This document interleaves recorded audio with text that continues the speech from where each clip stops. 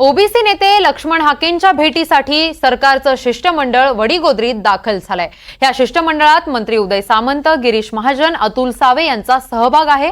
संभाजीनगर विमानतळावरून शिष्टमंडळ जालन्याच्या वडीगोद्रीत दाखल झालेलं आहे। ओबीसी आरक्षणाच्या रक्षणासाठी ओबीसी नेते लक्ष्मण हाकेंच्या उपोषणाचा आजचा 9वा दिवस आहे। दरम्यान काल काँग्रेस नेते विजय वडेट्टीवारांनी हाकेंची भेट घेतली। वडेट्टीवारांनी हाकेंच्या उपोषण स्थळावरून मुख्यमंत्री एकनाथ शिंदेंना फोन केला। त्यावेळी हाकेंच्या भेटीला शिष्टमंडळ पाठवणार असल्याचं मुख्यमंत्र्यांनी फोनवरून सांगितलं। या लढाईसाठी मी त्यांच्या सोबत आहे हे स्पष्टपणे मी सांगितलं आहे। आमचा कोणालाही विरोध नाही। मराठा समाजाला काही काल मला बोलताना सांगितलं त्यांच्या डोळ्यात अश्रू आले नाही का, जरांगे बोलले। अरे आमच्या डोळ्यात सगळ्यांसाठी अश्रू येतात। आम्ही काही दुश्मन नाही, परंतु तुम्ही ज्या पद्धतीनं विषय मांडला तो सरकारने सोडवला पाहिजे। ते आमच्या हातात नाही आहे। तुम्ही सरकारवर दोष द्या, सरकारने तुमची फसगत केलेली आहे। जे होत असेल ते त्यांच्याकडे बघा। मी त्यांनाही भेटायला गेलो होतो जरांगे पाटलांना उपोषण करताना। त्यामुळे मी कधी असं म्हटलं नाही की मी मराठा विरोधी पक्षनेता आहे। जो कोणी हक्कासाठी न्यायासाठी लढत असेल, प्राणांतिक उपोषण करत असेल, त्या ठिकाणी जाऊन भेटणं हे माझं कर्तव्य आहे। आणि मी ओबीसीचा म्हणून तर मला तिथे गेलंच पाहिजे। मी कार्यकर्ता म्हणून त्या समाजात मी जन्मलो आहे आणि म्हणून मराठाच्या संदर्भातले जे काही निर्णय मी मंत्री असताना घेतलेत सारथीमध्ये, ते सर्व निर्णय पुढे आहेत। आम्ही कधी असं नाही, मराठा समाजातलेही सर्व त्यांच्या नेतृत्वात आम्ही महाराष्ट्रामध्ये काम केलेलं आहे। अनेक नेत्यांच्या मराठा समाजांच्या नेतृत्वामध्ये त्यांनीसुद्धा आम्हाला फार जपलं आहे अनेक नेत्यांनी। त्यामुळं हे अशा पद्धतीचे बोलणं विलासरावांच्यापासून आम्ही काम करत आलो। विलासरावांनीसुद्धा 2004मध्ये ओबीसी बांधवांना 50% आरक्षण देण्याचं काम केलं आहे। त्यांचं नाव अजूनही आम्ही घेतो। महाराष्ट्रामध्ये जे 50% विद्यार्थ्यांना जी स्कॉलरशिप मिळते 50%, ती विलासराव देशमुखांची देण आहे। तर कुठलाही माहिती न घेता कुणावर असा हेतुआरोप करू नये अशी आमची त्यांना विनंती आहे। आणि हा समाज एकत्र यावा यासाठी प्रयत्न करा। कोणी असू देत, लक्ष्मण हाके असू देत किंवा जरांगे पाटील असू देत, या सगळ्यांनी हा समाज एकत्र आणला पाहिजे। तुम्हाला कदाचित माहीत नसेल, मराठवाड्यामध्ये काही जिल्ह्यामध्ये ओबीसी आणि मराठा एकमेकाचे तोंड बघत नाही आहेत। वाद एवढा विकोपाला गेला आहे। शेतीकडे जाणारा रस्ता अडवला जाता एकमेकाचा। शेतीकडे जाणारा उद्या कुठल्या दिशेनं महाराष्ट्राला नेताय तुम्ही नालायकपणा करून, हा खरा विषय इथे येतो आहे। व्यवहार बंद होत चाललेत।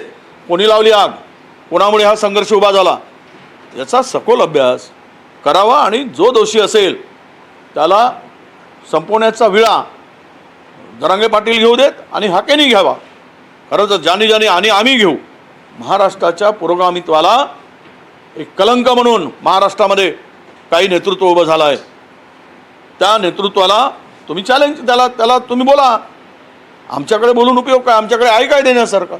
आणि ज्या दिवशी आम्ही सत्तेत येऊ आणि येणारच पुढच्या महाविकास आघाडीचं सरकार, त्यावेळेस या दोनही समाजाला सोबत बसवून एक समन्वयाचा तोडगा काढून अनेक वर्षापासूनच्या पुरोगामित्वाची जे काही एकमेकाचे सौंदर्याचे आणि सुखदुःख वाटण्याचे जे काही संबंध होते ते पुन्हा अबाधित राखण्यासाठी आमचा प्रयत्न राहील। पंकजा मुंडे यांना ओबीसी नेत्या म्हणून राज्यसभेत पाठवा असं फडणवीस म्हणाले। आता ते त्यांचा अंतर्गत विषय आहे। कोणाला पाठवावं, कोणाला पाळावं, कोणाला निवडून आणावं, कोणाला मंत्री करावं, हा महाराष्ट्रातील नेत्यांचा भारतीय जनता पक्षाचा अंतर्गत तो संबंध आहे। कारण आम्हाला कोणाच्या पक्षामध्ये धुडगूस किंवा मतप्रदर्शन करण्याचा आमचा अधिकार नाही। पोलीस भरती सुरू आहे। अनेक ठिकाणी ग्राउंडवरती पाणी पडल्यामुळे शारीरिक चाचणीला अडचण येत आहे। विद्यार्थ्यांची मागणी रद्द करून पुढे ढकलण्यात आहे। अमरावतीमध्ये नाही, आम्ही तीच मागणी केली होती। मी उपमुख्यमंत्र्यांच्याकडे मी पत्र पाठवूनही मागणी केली होती। मी आमच्या पोलीस महासंचालकांना मागणी केली होती की तुम्ही हे पावसाळ्यात घेताय ते पुढे ढकला। पण काही विद्यार्थ्यांचा हे आला की आम्हाला अनेक वर्षानंतर आता संधी मिळते आहे आम्हाला, तर त्यामध्ये मी उपाययोजना सांगितली की पावसाळ्यामध्ये जर घेत असाल उन्हापासून पावसापासून, कारण लाखो विद्यार्थी येतात, त्यांचे कागदपत्र भिजतात। आज 9वा दिवस लक्ष्मणजी नवराजी त्याची तब्येतही झालेली आहे. 2-3 वेळा अतुलजी आले, रणजी आले.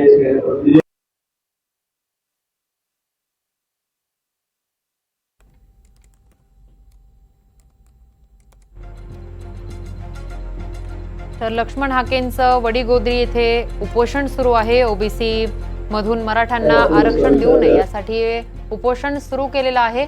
तर या ठिकाणी सरकारचं शिष्टमंडळ लक्ष्मण हाकेंच्या भेटीला पोहोचलेलं आहे. तर या ठिकाणी गिरीश महाजन, उदय सामंत, अतुल सावे यांचा या सरकारच्या शिष्टमंडळात समावेश आहे. तर या तीनही मंत्र्यांनी लक्ष्मण हाकेंच्या भेटीला गेलेले आहेत. तर या शिष्टमंडळ आता लक्ष्मण हाकेंसोबत चर्चा करून काय निर्णय घेते याकडे सगळ्यांचंच लक्ष लागलेलं आहे. तर ओबीसी आरक्षणावरती काय निर्णय होणार, मराठा आरक्षणावरती काय निर्णय होणार याकडे सगळ्यांचंच लक्ष लागलेलं आहे. तर ओबीसी आरक्षणाला धक्का लागू नये या मागणीसाठी जालन्यातील वडीगोद्रीत लक्ष्मण हाकेंचं उपोषण सुरू आहे.